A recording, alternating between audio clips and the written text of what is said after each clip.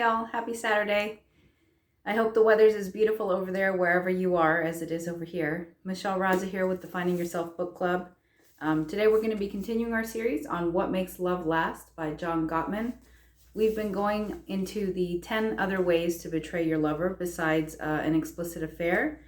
Please do check out our website. We're at www.findingyourselfsatx.com. There you can download our life balance questionnaire and take your free assessment. Reach out to us and your first consult is always free. So today we're going to continue. We've talked about 7 other ways, last of which was disrespect. Please do like and subscribe. You can go back and see all of the other videos. The first one on this chapter is an overview of all 10 ways. So going into unfairness. Most of us accept that life is not fair. Umpires make wrong calls. A lazy coworker gets your promotion. The person ahead of you in the supermarket express lane has 60 items in her shopping cart with 20 complicated coupons. But a loving, long-term relationship should be a haven from injustice. This is not a Pollyanna attitude. It's a fundamental of love. There cannot be mutual satisfaction if one member takes advantage of the other. I see this all the time. Money is spent on his big TV, but not on an elliptical trainer for her. Or somehow they always end up at her favorite restaurant. From such petty power plays, big problems arise. Perhaps the most common unfairness concerns housework. Despite an agreement to the contrary, someone stops pulling her, or let's be honest here, his weight. The laundry lands on the floor, micrometers from the hamper, dirty dishes end up in the kitchen sink rather than the dishwasher. The toilet paper roll isn't replaced. When we moved in together, we came up with a schedule that had us splitting housework 50-50, says Caitlin. But soon, my boyfriend developed a serious case of hotel-itis. He'd leave the bed unmade, wet towels on the floor, half-finished soda cans on the coffee table. Often, when housework creates tension, the big issue isn't the dust bunnies cavorting under the sofa. It's the unfairness. Nothing puts a damper on romance like arriving home after a long day of work to discover a Mount Rainier of dirty laundry and a note that says, "Went to a poker game." Another fertile breeding ground for injustice is handling finances. Many couples agree to share this tedious chore, but it ends up falling on one of them.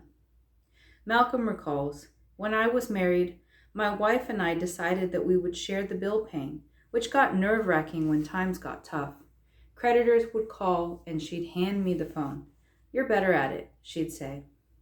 I didn't like it, but it had to be done, so I did it. I wish she had said from the beginning that she wasn't going to. Maybe then I wouldn't have been so pissed off about it."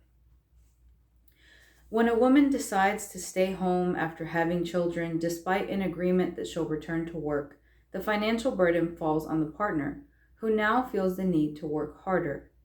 One person gets to spend the day with their child, while the other's family time is reduced.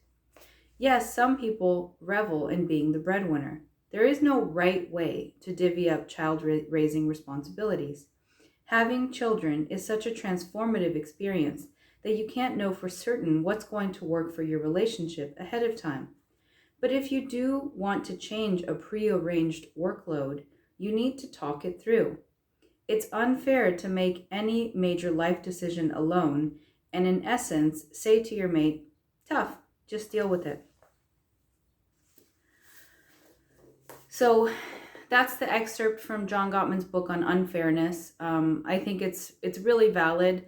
It again comes down to having that direct conversation with your partner and talking about what is fair for both of you. Because if you each have your idea of what is a fair and equitable distribution of household chores, responsibilities, raising the children, let's say you're even just dating, right? But where you're living, who does what, whose restaurant you go to, all of those things that Gottman talks about, they seem so small, but it's all the small things that end up adding up. And that's why his podcast is called Small Things Often. It's less than 5 minutes an episode, and it really breaks down the biggest tips and tricks of the Gottman Institute into a digestible format. I don't really think it's a replacement for reading his works, but it really will help you if you want to just Google that, Gottman podcast or Small Things Often. If you go to their website, you could sign up for, it's called the Marriage Minute. But I think the tips apply to any partnership, whether you're married or just dating. They try to tailor to lots of different groups, but ultimately, I mean, their institute is for long-term relationships. So yeah, I mean, what is fair or not fair between you and your partner is a determination that only the two of you can make, and it hinges on the two of you having that discussion. And a lot of times it's just you go based off of assumptions. You go based off of assumptions and what feels right, and you don't ever talk about it because it's uncomfortable. So kind of rip off that Band-Aid and have a scheduled time where you discuss the issues. Importantly, what Gottman will recommend is that as soon as one or the other of you, and typically it is men that get flooded first, as soon as one or the other of you gets flooded, you need to stop. You need to stop for at least 20 minutes.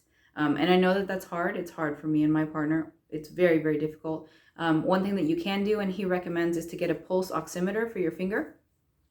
And if either one of your blood pressure, if your pulse goes above 100, it means you need to stop the argument. Even if you're not showing signs of being stressed, your body is stressed and you're going to react. It's a biological response. You're going to react with tunnel vision. You just can't react in a logical or thoughtful manner, and you're triggered and you're going to be reacting based out of emotion. So actually it's kind of cool. What Gottman used to do in his love lab is they would pretend that there was a malfunction, some type of, like, the microphone's not working or something, because they had cameras and microphones and people were strapped up with all of the meters and all of that. So they would just pretend that there was a malfunction for 20 minutes and tell the couple that they needed to pause and do something else.